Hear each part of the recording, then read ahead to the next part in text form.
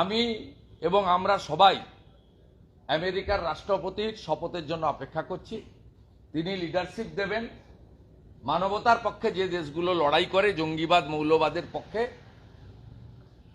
সেই সমস্ত দেশগুলো নিশ্চিতভাবে সম্মিলিতভাবে প্রয়াস নেবে রাজনৈতিক বা কূটনৈতিকভাবে বাংলাদেশের এই বর্বর হিংস্র মৌলবাদ জঙ্গি র্যাডিক্যাল ফোর্সকে দমন করা যাবে না।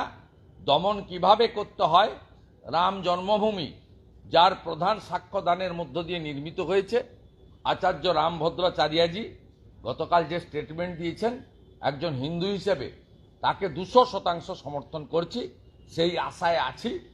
71 সালে 15 মাস ধরে রাজাকার পাকিস্তানিরা অত্যাচার করেছে, 30 লক্ষ হিন্দু শহীদ হয়েছে, যার সিংহভাগ হিন্দু বাঙালি।